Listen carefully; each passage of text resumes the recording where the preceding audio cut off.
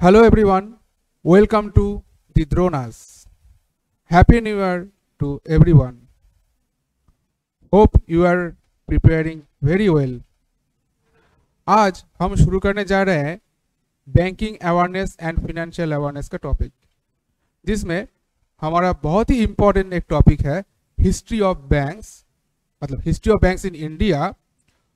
उस टॉपिक के बारे में हम थोड़ा पढ़ेंगे एंड उसको डिटेल में जानेंगे।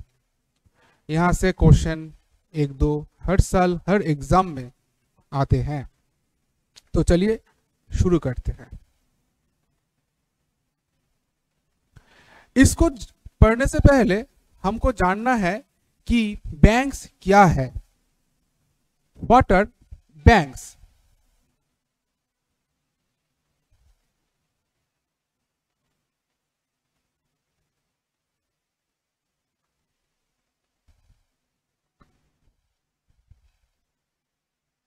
Suppose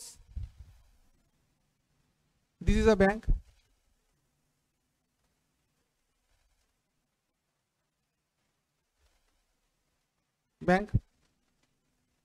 Bank is a financial institute which takes deposit from public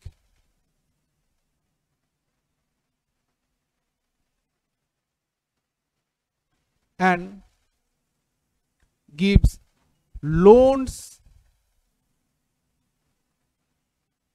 and advances to public। मतलब क्या है?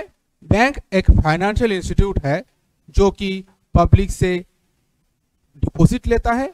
जिसके पास ज्यादा पैसा है वही डिपॉजिट करेंगे। बैंक वही फाइनेंशियल इंस्टीट्यूट है जो पब्लिक से डिपॉजिट लेता है, अपने पास रखता है, और जो नीडी है, जिसको चाहिए, जो पब्लिक को पैसा चाहिए, लाइक हम कॉमन पीपल है, इंडस्ट्रियलिस्ट्स है, जिसको इन्वेस्ट करना है, तो उसको बैंक क्या करते हैं? लोन्स एंड एडवांसेस देता है। और ये डिपॉजिट और ये लोन्स, इसका जो इंटरेस्ट का डिफरेंस है वही बैंक के लिए प्रॉफिट है। मानो कि बैंक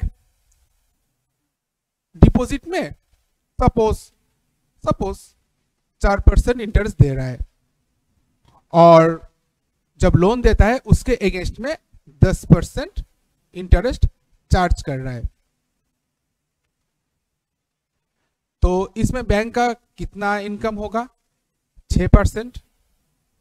जो दोनों का जो घाटा है वो 6% है। लाइक सपोज बैंक के पास 100 रुपया है, पब्लिक डिपॉजिट कर रहा है, 100 रुपया है बैंक के पास। बैंक क्या कर रहा है? 100 रुपया के ऊपर 4% इंटरेस्ट दे रहा है ना। और ये 100 रुपया ही अगर लोन्स या एडवांस के तौर से अगर पब्लिक को देता है तो उससे 10% इंटरेस्ट चार्ज कर रहा है। मतलब क्या? बैंक का प्रॉफिट कितना है? 6 रुपया। तो ये हो गया बैंक का प्रॉफिट। ये प्रॉफिट से बैंक क्या करता है? अपना एम्प्लॉय का जो सैलरीज वगैरह है, जब आप लोग बैंक में जाओगे, ज्वाइन करोगे, आप लोग को सैलरी देना पड़ेगा, वो सैलरीज वगैरह ये 6 रुपये से देगा। जब बैंक को जो एक्सपेंशन करना है, ब्रांच एक्सपेंशन करना है, जो भी डेवलपमेंटल वर्क करना है, वो सब क्या करते हैं? बैंक ये जो इसका प्रॉफिट है वही से करते हैं। ठीक है, तो बैंक क्या है हम समझ लिए। और ये जो बात मैंने बोला कि बैंक एक फाइनेंशियल इंस्टीट्यूट है जो कि पब्लिक से डिपॉजिट लेता है और पब्लिक को ही, जो नीडी पब्लिक है उसको लोन देता है, ये कहाँ पे बोला गया है? ये बोला गया है आपका बैंकिंग रेगुलेशन एक्ट 1949 में ये बोला गया है। ठीक है, चलिए हम नेक्स्ट में जाते हैं। बैंक के बारे में हम जान लिए कि बैंक क्या है। अब हम देखेंगे कि बैंक्स आया कैसे, और बैंक का जो हिस्ट्री है, मतलब शुरू से लेके आज तक बैंक का जो डेवलपमेंट है वो हम यहाँ पे जानेंगे। ठीक है, अच्छा हमारे बैंक का जो कॉन्सेप्ट है वो कहाँ से आया? हम हमारे मन में ये क्वेश्चन आ सकता है कि बैंक का ये जो हम अभी देखते हैं, आसपास का जो बैंक्स हम देखते हैं, ये जो बैंकिंग है, ये जो बैंक्स है, इसका कॉन्सेप्ट कहाँ से आया? देखो, वैसे तो कॉन्सेप्ट बाहर में भी है, बाहर में भी था, बट हमारा जो एंशियंट पास्ट है, हमारा जो हिस्ट्री है, लाइक वेदास, पुराणास, गुप्ता, मौर्यंस, ये जो जमाना था, ये सब में ये बैंक्स के बारे में बहुत, मतलब बैंकिंग जो है उसके बारे में बहुत कुछ मेंशन किया गया है। बट ये था पुराने जमाने की बात। अगर हम ये जानना चाहते हैं कि मॉडर्न बैंकिंग वो कब से शुरू हुआ, तो मॉडर्न बैंकिंग का जो कॉन्सेप्ट है वो हमारे कंट्री में लाया कौन? Europeans.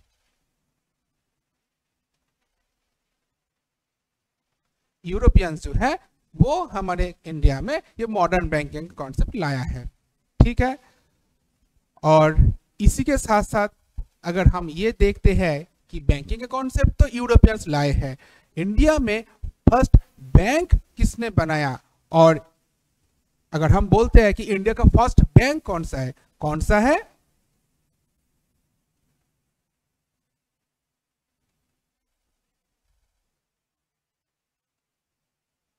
Bank of Hindustan.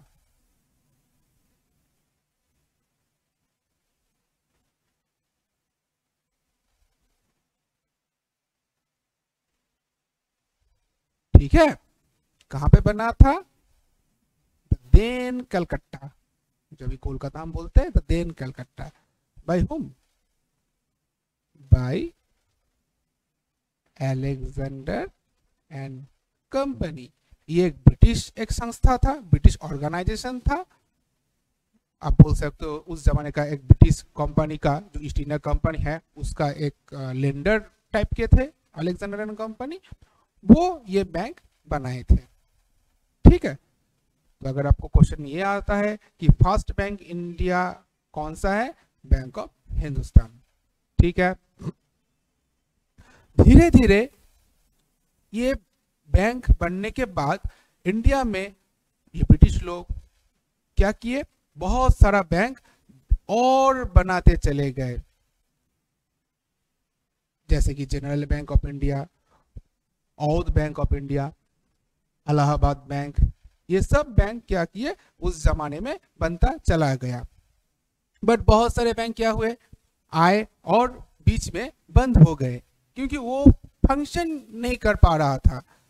Bank शुरू होगा तो उसको तो चलाना भी है, तो बैंक्स क्या किए? बनते चले गए, बट वो काम नहीं कर पाए, वो कंटिन्यू नहीं कर पाए, तो वो क्या हुए? बीच रास्ते में ही बंद हो गए। तो हमको उसके बारे में जानने की कोई जरूरत नहीं है, हम जो इंपॉर्टेंट बैंक्स है उसके बारे में हम जानेंगे, ठीक है। 1806 में कौन सा बैंक बना? बैंक ऑफ कलकत्ता, ठीक है। यही बैंक 3 साल बाद नाम चेंज कर दिया, क्या बना? Bank of Bengal.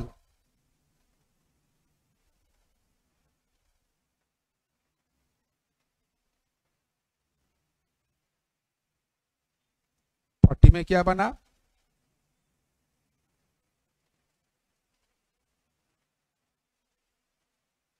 Bank of Bombay. And 1843 में बैंक ऑफ मद्रास, ठीक है। आप अगर ध्यान से नोटिस करोगे तो आप क्या देख पाओगे कि that these major banks means Calcutta, Bombay and Madras, ये बैंक कहां पे बना था?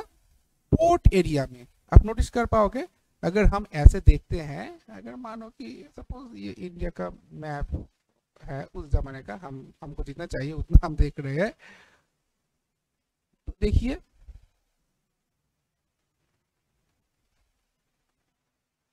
यहाँ पे क्या था, कलकत्ता, यहाँ पे बॉम्बे, और यहाँ पे मद्रास जो अभी चेन्नई है। ये 3 जगह पे ये बैंक बना था। For what purpose? For trading purpose. British लोग क्या किए थे जब यहाँ पे आए थे, उसका मेन मुद्दा ही था, मेन टारगेट ही था ट्रेडिंग करना। तो ट्रेडिंग कहाँ से होगा? ये पोर्ट एरिया से होगा, पोर्ट सिटी से होगा। इसीलिए पोर्ट सिटी से सामान बाहर भेजना और बाहर का इन्वेस्टमेंट अंदर लाना। हालांकि इन्वेस्टमेंट कम ही आए, ज्यादा यहाँ से क्या हुआ, रिसोर्स ड्रेन हो गया, रिसोर्स ड्रेन हो गया। ईस्ट इंडिया कंपनी सब लूट पाट के बाहर चले गए, अपने कंट्री में भेज दिए। तो ये काम करने के लिए क्या, इन्वेस्टमेंट की जरूरत है, पैसे की जरूरत है। इसलिए क्या किए, ये तीनों जगह पे ही ये मेजर बैंक्स बने। कलकत्ता जो कि बाद में बंगाल हुआ, बॉम्बे एंड मद्रास, ठीक है। इसलिए ये तीनों पोर्ट सिटी में ही ये 3 बैंक का सेटअप हुआ।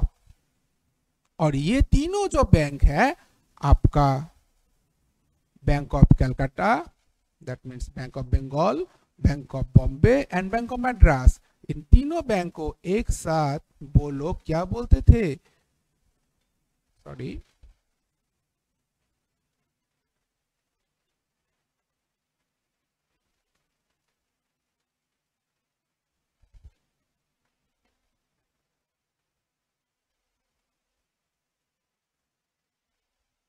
Presidency bank. तीनों को एक साथ प्रेसिडेंसी बैंक्स बोला जाता था, ठीक है, एक साथ। अब देखिए बैंक का हम हिस्ट्री पढ़ रहे हैं, तो हिस्ट्री के साथ कोई तो ताल्लुक होगा, है ना। आप लोग अगर गौर करोगे, आप लोग देखो कि 1843 तक मोटा मोटी ब्रिटिश लोग अच्छे से ही काम कर रहे थे। ये 0 है, ठीक है, ब्रिटिश लोग अच्छे से ही काम कर रहे थे। बट 1857 में क्या हुआ, 1857 में क्या हुआ, देखिए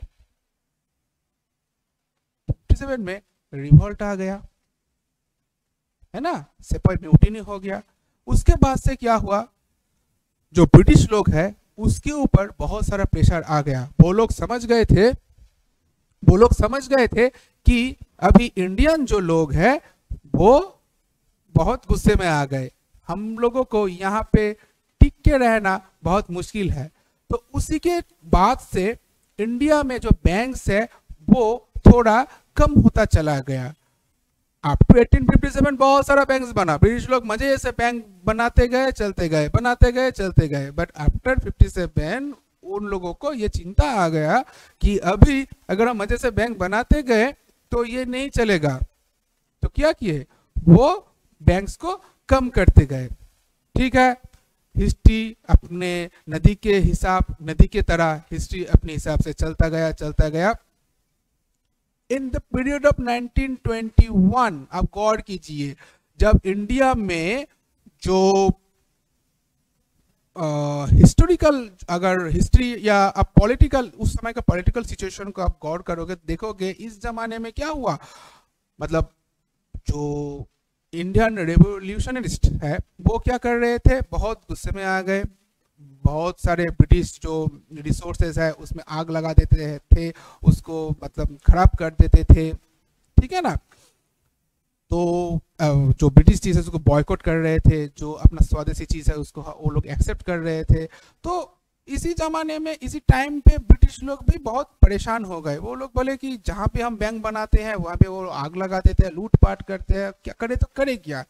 तो 1921 में वो लोग क्या किए, एक डिसीजन लिए कि ये जो 3 बैंक है, bank of Bengal, bank of Bombay and bank of Madras, इनको मार्च कर दिए 1921 में। और मार्च करने के बाद जो 3 प्रेसिडेंसी बैंक्स है उसका नाम क्या हो गया, मार्च करके उनका नाम हो गया imperial bank of India.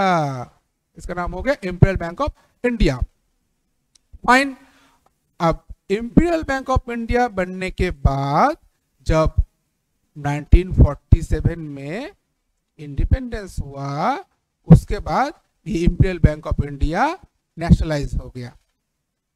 Nationalisation होने के बाद इसका नाम क्या हुआ, बोलिए आप लोग, आप लोग जानते हैं इसका नाम क्या हुआ, स्टेट बैंक ऑफ इंडिया। ठीक है, नेशनलाइजेशन के बाद ये क्या हुआ, ये नेशनलाइजेशन हो गया।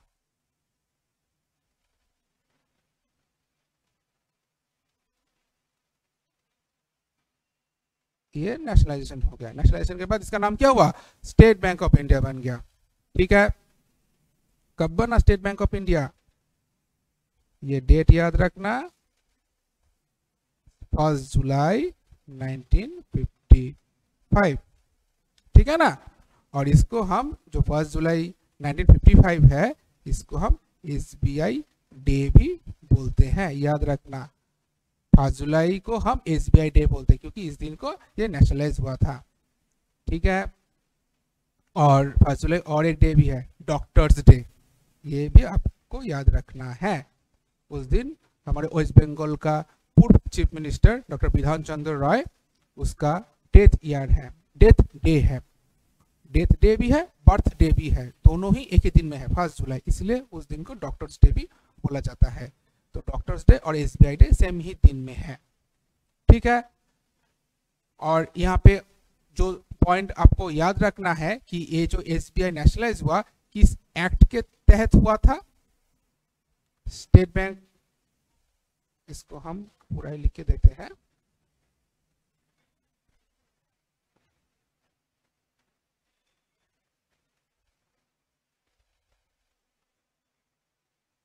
स्टेट बैंक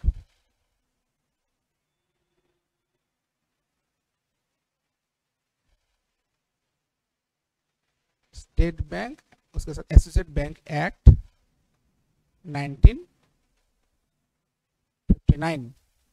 ठीक है, आप उसको सब्सिडियरी भी बोल सकते हो, सब्सिडियरीज बैंक, ये एक्ट के थ्रू ये नेशनलाइज हुआ था, क्योंकि ये स्टेट बैंक के साथ और 7 जो एसोसिएट बैंक है, उनका भी नेशनलाइजेशन हुआ था। आप लोग इसके बारे में नाम सुने हो शायद, state bank of Mysore, state bank of Jaisalmer, state bank of Hyderabad, state bank of Travancore, ऐसे टोटल 7 बैंक को क्या हुआ, नेशनलाइज किया गया था उसी दिन को।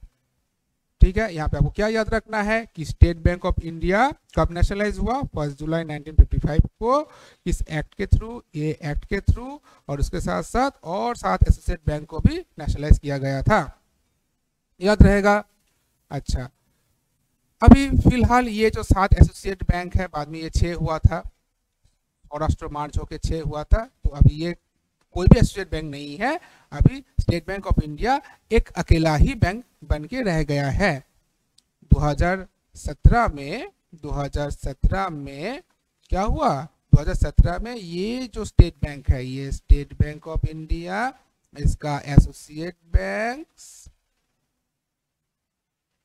उसके साथ साथ भारतीय महिला बैंक, आपको शायद याद रहेगा कि भारतीय महिला बैंक जो कि ओनली वुमेन बैंक था, जो कि 2013 में 2013 में आया था।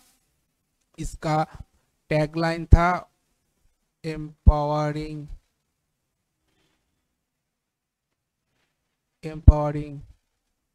वीमेन।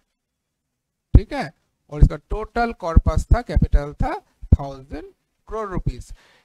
ये 3 पॉइंट आप याद रख सकते हो। ये BMB जब बना, the then prime minister Shri honourable prime minister Shri Manmohan Singh ji, उसने इसको इनॉग्रेट किया था। तो ये 3 बैंक 2017 में मार्च हो गया होके अभी SBI एक ही सिंगल बैंक है, अभी SBI एक ही सिंगल बैंक है। ठीक है, और ये वर्ल्ड का 48th लार्जेस्ट बैंक है, 48th लार्जेस्ट बैंक बन गया। ठीक है, और इसके साथ साथ और एक पॉइंट आप याद रखना, ये बहुत आता है एग्जाम में, क्या, ये एक DSIB भी है। What is the meaning of DSIB? Domestic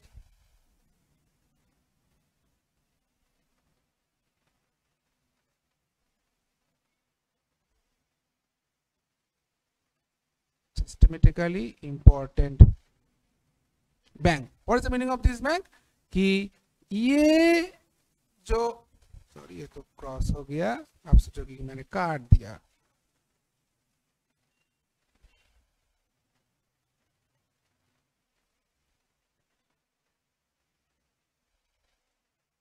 domestic systematically important bank, इसका मीनिंग क्या है कि ये बैंक्स है too big to fail. That means अगर ये सब बैंक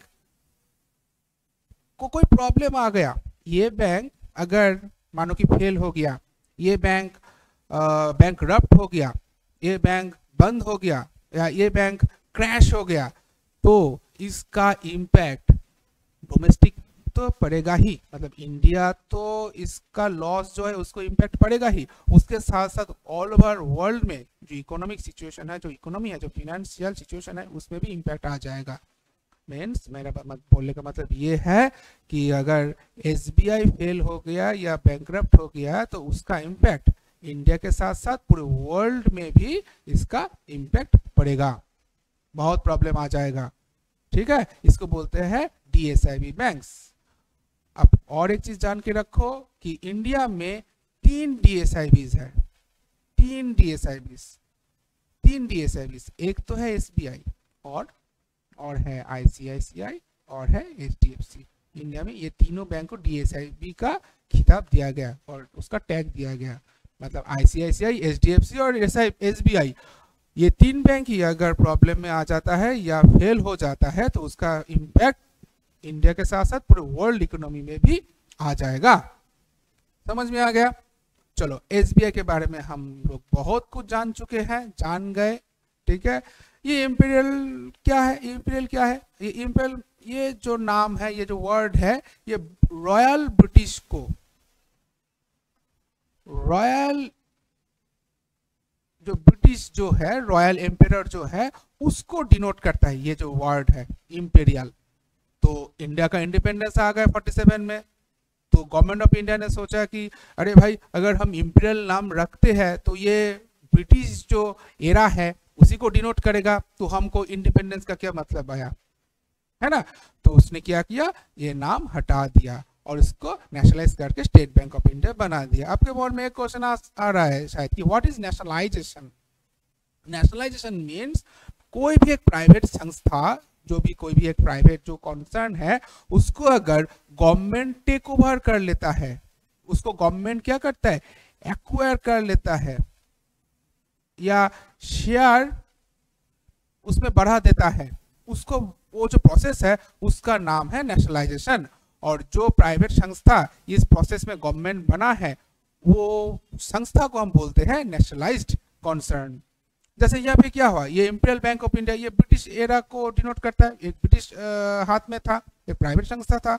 जब ये गवर्नमेंट ऑफ इंडिया ने इसको टेक ओवर कर लिया तो क्या हुआ, ये गवर्नमेंट ऑफ इंडिया का बन गया, तो ये हो गया नेशनलाइज बैंक और प्रोसेस हो गया नेशनलाइजेशन। हम नेक्स्ट में ही नेशनलाइजेशन के बारे में और डिटेल्स में जानेंगे। ठीक है, चलिए। और उल्टा भी होता है, गवर्नमेंट से अगर मानो कोई संस्था प्राइवेट बन गया तो उसको हम बोलते हैं प्राइवेटाइजेशन। ये जो प्रोसीड्योर है, मैं यहां पे लिख के देता हूं, प्राइवेट से कोई संस्था अगर गवर्नमेंट बनता है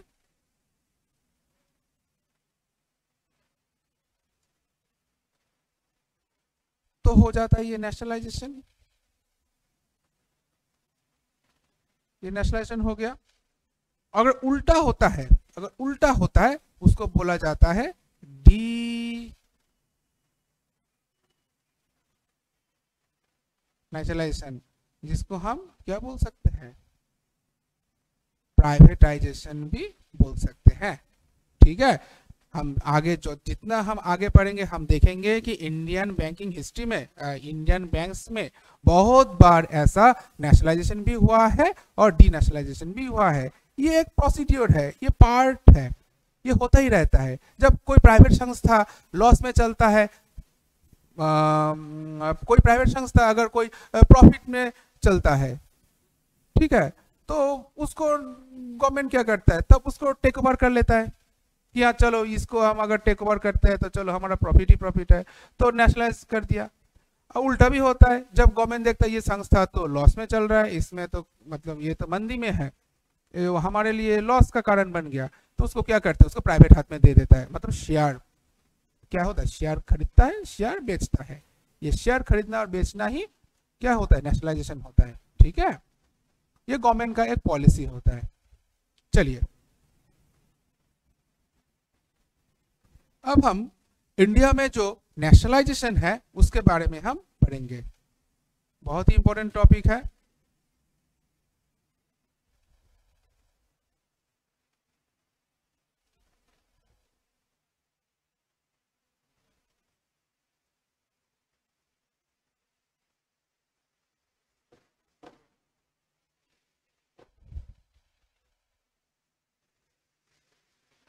नेशनलाइजेशन ऑफ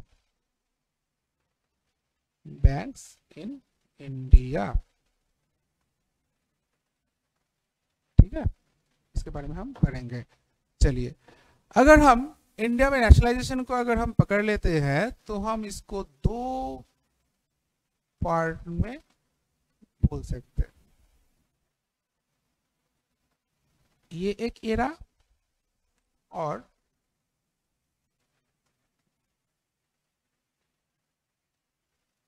ये एक एरा, दो एरा में हम डिवाइड करते हैं इसको। ठीक है, देखिए 47 में इंडिपेंडेंस आया, अब बात को ध्यान से सुनिएगा और समझिएगा। 47 में इंडिपेंडेंस आया, उस जमाने में इंडिया में लगभग 600 से ज्यादा प्रिंसली स्टेट वाला बैंक था। प्रिंसली बैंक्स मतलब छोटे मोटे जो राज्य थे उस जमाने में इंडिपेंडेंस के टाइम पे, तो उस हर राज्य में से कुछ ना कुछ बैंक वहां पे रिप्रेजेंट कर रहा था।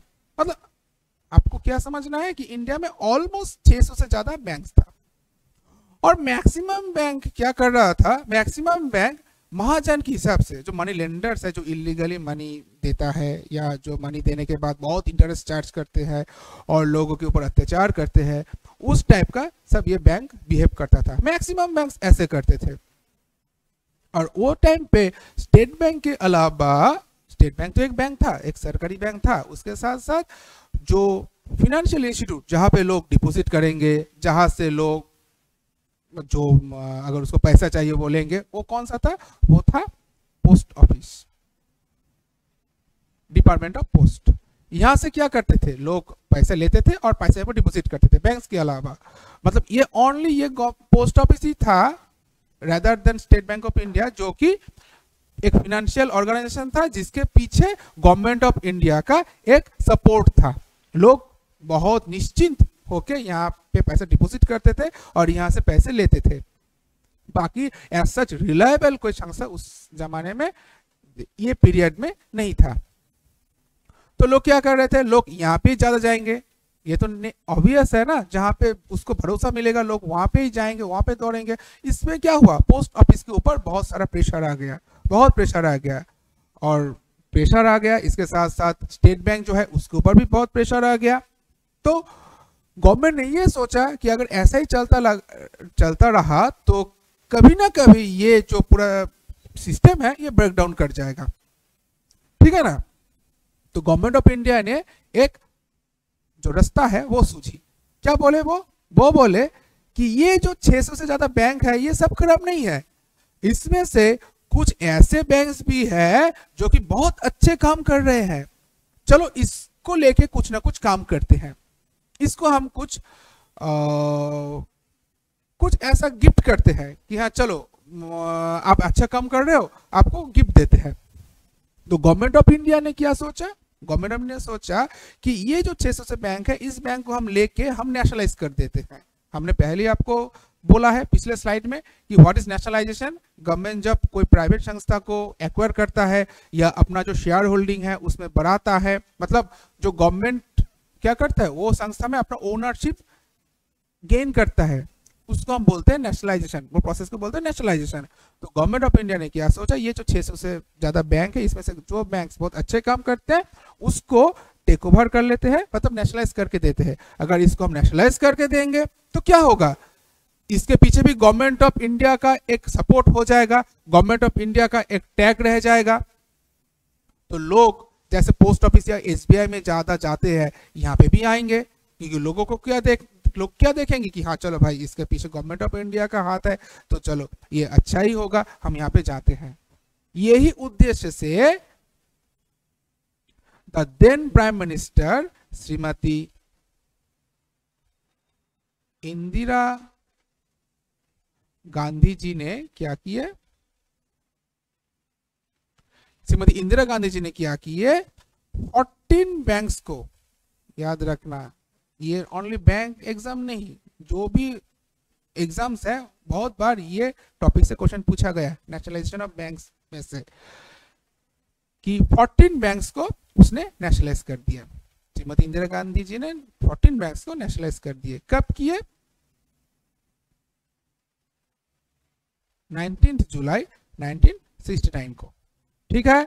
और किस बैंक को किए, जो बैंक के पास मोटा मोटी मिनिमम 50 करोड़ उसका कैपिटल था, 50 करोड़ कैपिटल के साथ उसको क्या किए, नेशनलाइज कर दिए। ये जो 4 पॉइंट मैंने बोला है इसको आपको ध्यान से याद रखना है, बहुत अच्छे से याद रखना है, ठीक है। स्पेशली दैट टाइम, ये डेट जो है बहुत बार आते हैं, 1969 19 जुलाई को 14 बैंक्स को। कौन कौन थे जो फेमस उस जमाने के जो टॉप बैंक्स थे, Allahabad bank, Punjab national bank, union bank, Canada bank, ये सब बैंक्स को इसने नेशनलाइज कर दिया। आपको बैंक्स को याद रखने की जरूरत नहीं है।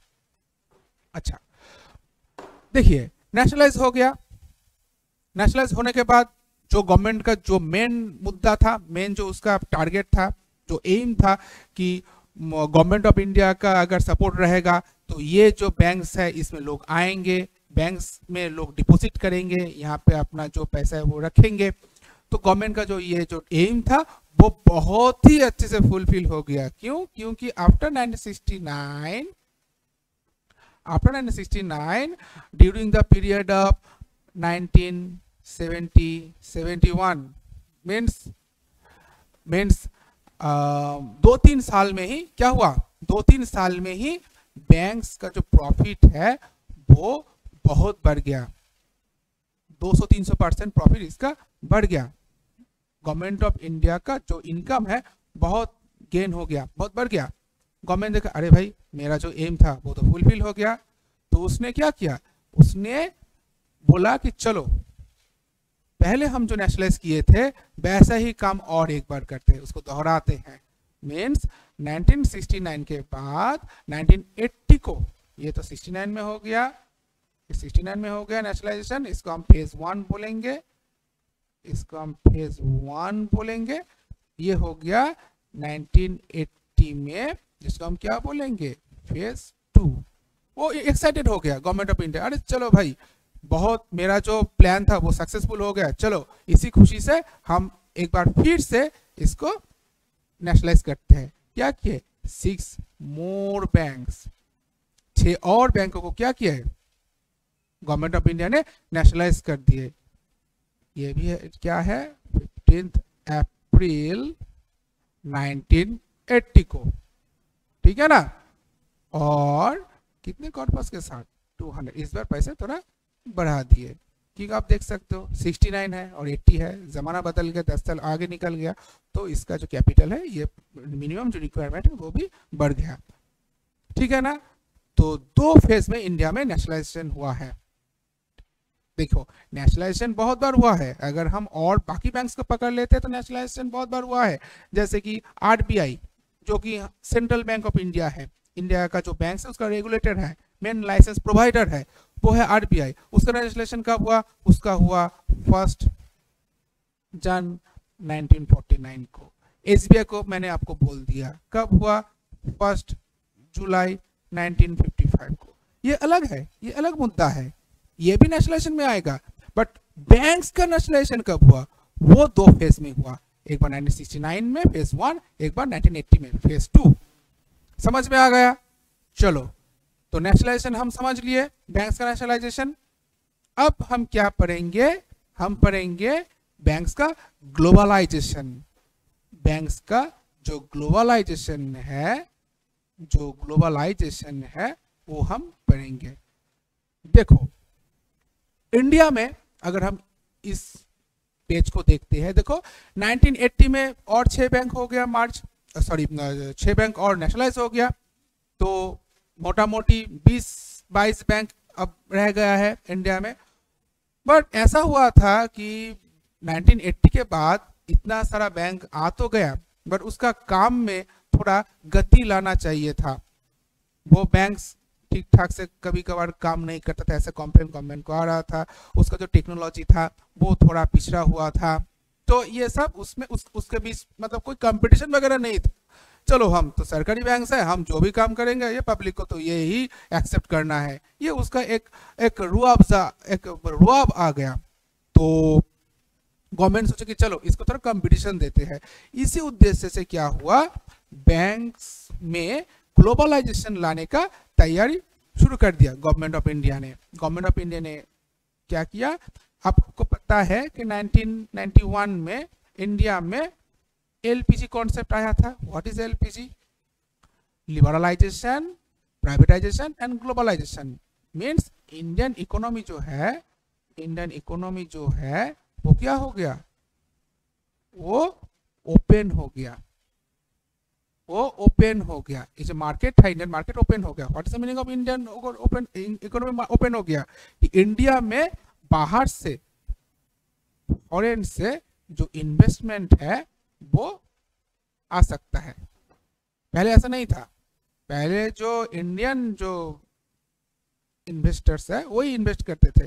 बट इसके बाद क्या हुआ, बाहर से भी इन्वेस्टमेंट आना शुरू हुआ। इंडियन जो इकोनॉमी है वो बाहर मार्केट में, बाहर के बीच जो वर्ल्ड का जो मार्केट है उसमें ओपन हो गया।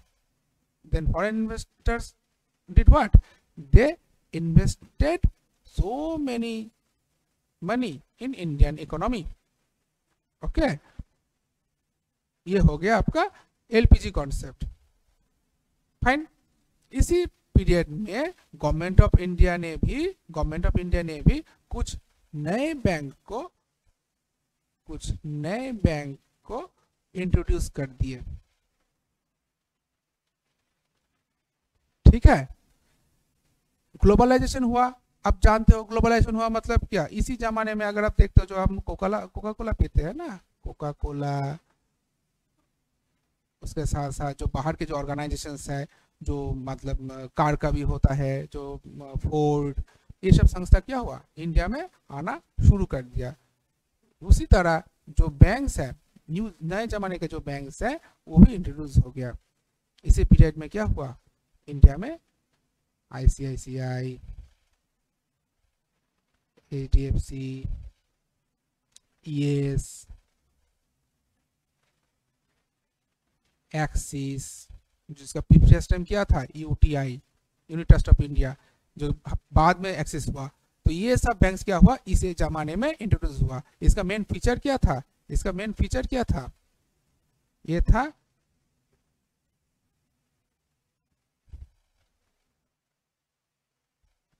Technologically advanced. और क्या,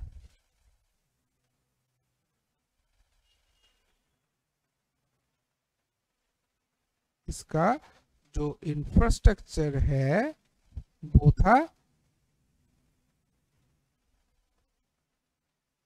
बहुत ही अपडेटेड था। इसका इंफ्रास्ट्रक्चर, इसका जो सेटअप बहुत ही अपडेटेड था। और ये जो था, ये न्यू जनरेशन बैंक था। ये था न्यू जनरेशन, नए जनरेशन को टारगेट किया था ये बैंक्स ने। जो नए उस जमाने में जनरेशन था उसको, क्योंकि नए जनरेशन को टेक्नोलॉजी अच्छा लगता है, वो बहुत टेक सेवी होते हैं, उसको टारगेट किया था। तो ग्लोबलाइजेशन पीरियड में इंडिया में बहुत सारे बैंक इंट्रोड्यूस हुए। और लेटेस्ट जो इंडिया का, ये सब प्राइवेट बैंक था, अब याद रखिएगा, ये सब प्राइवेट बैंक था। आफ्टर दैट पीरियड कोई भी गवर्नमेंट बैंक नहीं बना, सब प्राइवेट बैंक बन गया। ये सब प्राइवेट बैंक है, याद रखना। ठीक है, लेटेस्ट जो बैंक है इंडिया का, जो कि कमर्शियल बैंक है, वो कौन सा है, बंधन एंड आईडीएफसी दोनों ही 2015 से अपना काम शुरू किए हैं। ठीक है, ये लास्ट ये दोनों को ही लाइसेंस मिला है। इसके बाद में हम आपको जो बैंक्स का स्ट्रक्चर है, बैंक्स का जो क्लासिफिकेशन है, वो जब हम बोलेंगे उस पर और कुछ तरीके का बैंक हम बोलेंगे जो कि इंट्रोड्यूस हुआ, जैसे payment bank, small finance bank, but वो कमर्शियल बैंक नहीं है। ठीक है, वो बैंक की तरह ही है, बट उसका जो काम है वो बहुत लिमिटेड है, उसका कुछ लिमिटेशंस है, वो हम पढ़ेंगे, सब पढ़ेंगे स्टेप बाय स्टेप। उसमें हम देखेंगे कि वो बैंक के साथ ये जो कमर्शियल बैंक है इसका क्या डिफरेंसेस है। ठीक है, ओके फाइन। तो एक बार हम इसको रिकैप कर लेते हैं, बहुत फास्ट रिकैप कर लेते हैं। आज हम लोग क्या सीखे कि बैंक क्या है। बैंक एक फाइनेंशियल इंस्टीट्यूट है जो कि पब्लिक से डिपॉजिट लेता है और जिसको नीड है, जिसको पैसा चाहिए, उसको लोन्स एंड एडवांसेस देते हैं। ठीक है, और ये कहां पे मेंशन किया गया है, ये बैंकिंग रेगुलेशन एक्ट 1949 में ये मेंशन किया गया है। अच्छा, इंडिया में बैंक्स का जो इंट्रोडक्शन हुआ था वो कब से हुआ, बहुत साल पहले, जब यूरोपियंस इंडिया में आए तब से इंडिया में मॉडर्न बैंकिंग शुरू किए। पहले तो वेद में Mauryan period, Gupta period, Buddhism, Jainism, सब जगह पे ये बैंकिंग सिस्टम के बारे में मेंशन है। बट मॉडर्न बैंकिंग जो है वो कब शुरू हुआ, वो शुरू हुआ यूरोपियन के हाथ से। यूरोपियन लोग जो थे वो इंडिया में शुरू किए। तो इंडिया का फर्स्ट बैंक कौन सा है, बैंक ऑफ हिंदुस्तान, जो कि कलकत्ता में बना था। और किसने बनाया, अलेक्जेंडर एंड को ने। उसके बाद 1806 में बैंक ऑफ कलकत्ता बना, जो कि बाद में नाम बदल के बैंक ऑफ बंगाल हो गया। हम यहाँ पे लिख के देते हैं, इसको लिख के देते हैं, ये क्या हुआ, रीनेम्ड हुआ। ठीक है, 1840 में हुआ बैंक ऑफ बॉम्बे और 1843 में हुआ बैंक ऑफ मद्रास। ये तीनों बैंक को एक साथ क्या बोला जाता था, ब्रिटिश लोग क्या बोलते थे, प्रेसिडेंसी बैंक्स बोलते थे।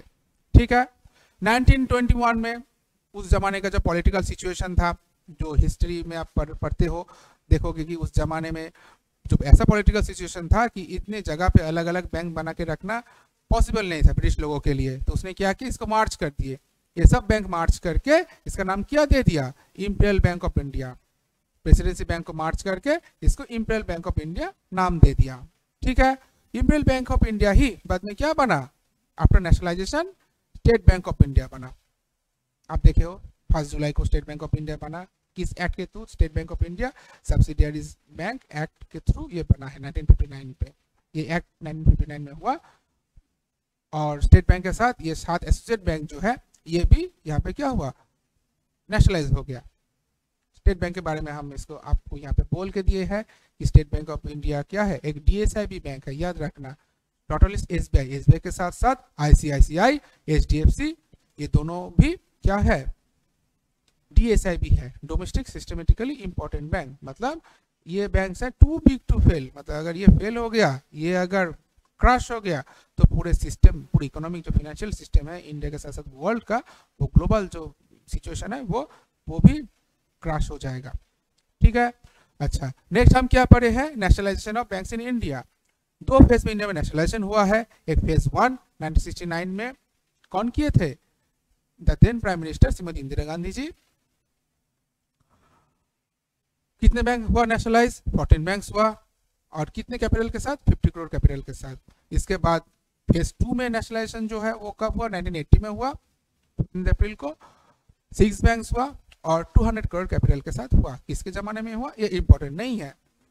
और उसके बाद हम क्या देख रहे हैं, इंडियन बैंकिंग हिस्ट्री में ग्लोबलाइजेशन। 1991 जब इंडियन इकोनॉमी ओपन हो गया, LPG कॉन्सेप्ट इंडिया में आया, तब कुछ नए जमाने का कुछ जो न्यू जनरेशन बैंक्स है, जो कि टेक्नोलॉजिकली एडवांस है, जो कि इंफ्रास्ट्रक्चर जिसका बहुत अपडेटेड है, जो कि बहुत ही कस्टमर फ्रेंडली है, वो बैंक्स को इंडिया में इंट्रोड्यूस किया गया। कौन कौन है, ICICI, HDFC, yes bank, axis bank, ये सब। ठीक है, और लेटेस्ट जो 2 बैंक है इंडिया में इंट्रोड्यूस हुआ, मतलब इंडिया में उसको लाइसेंस मिला है, वो है बंधन बैंक एंड IDFC बैंक। ठीक है, इसके बाद हम और कुछ देखेंगे जो कि हम नेक्स्ट क्लास में देखेंगे क्या है, मतलब नेक्स्ट किसी ना किसी क्लास में हम ये पढ़ेंगे, जरूर पढ़ेंगे कि इंडिया में जो बैंक्स है इसका मेन फीचर ही है ये क्या करते हैं, टेक्नोलॉजी को बहुत ही क्या करते हैं, ये एक्सेप्ट करते हैं, टेक्नोलॉजी को ये बहुत अच्छे से एक्सेप्ट करते हैं। और ये टेक्नोलॉजी जो है इसमें इंडिया में बैंक्स को टेक्नोलॉजी का सपोर्ट कौन देता है, NPCI, national payment corporation of India. इसका प्रोडक्ट वगैरह कौन सा है आप लोग बहुत यूज करते हो फिलहाल में, यूपीआई है, नच है, भीम ऐप है, भारत बिल पेमेंट सिस्टम है, unified payment interface, national automated clearing house, Bharat bill payment system, ठीक है, ये सब क्या है, आईएमपीएस, ये सब क्या है, एनपीसीआई का प्रोडक्ट है। ठीक है, ये हम नेक्स्ट क्लास में जरूर पढ़ेंगे। फाइन, और नेक्स्ट क्लास में हमारा क्या होगा आप थोड़ा देख के भी रखिएगा, हम इसके बारे में डिस्कस करेंगे, वो है क्लासिफिकेशन ऑफ बैंक्स। फाइन, और एक चीज आपको हम बोल के देते हैं, करेंट जो बैंकिंग एग्जाम्स है, करेंट जो बैंक एग्जाम्स है हमने जो अभी पढ़े हैं वो है ट्रेडिशनल बैंकिंग या स्टैटिक बैंकिंग। करेंट जो बैंक एग्जाम्स है वहां पे करेंट बैंकिंग से सबसे ज्यादा क्वेश्चंस आपको पूछा जाता है। अगर आप 2-3 साल का अगर आप सिनारियो देखोगे, 2-3 साल का अगर क्वेश्चन एनालिसिस करोगे तो देखोगे करेंट बैंकिंग से सबसे ज्यादा क्वेश्चन पूछा जाता है, उसके साथ साथ स्टैटिक या ट्रेडिशनल बैंकिंग से क्वेश्चन पूछा जाता है। तो हम आपको कैसे पढ़ाएंगे, हम आपको हर क्लास में जो वीकली जो बैंकिंग सीए है उसमें हम आपको फोकस करेंगे, इसमें हम प्रेशर देंगे जहां से क्वेश्चन सबसे ज्यादा आता है, बहुत ही डेप्थ में जाके पूछते हैं, याद रखना बहुत ही डेप्थ में जाके ये क्वेश्चन ये लोग पूछते हैं। अभी आप आईबीपीएस बोलो, एसबीआई बोलो, आरबीआई का एग्जाम ले लो, सब में क्या होता है बहुत डेप्थ में जाके क्वेश्चन पूछते हैं। तो हम आपको हर क्लास में जो प्रीवियस वीक का जो बैंकिंग करंट अफेयर्स है, जो बैंकिंग पार्ट से जो क्वेश्चन पूछे जाते हैं, banking and financial government scheme हो गया,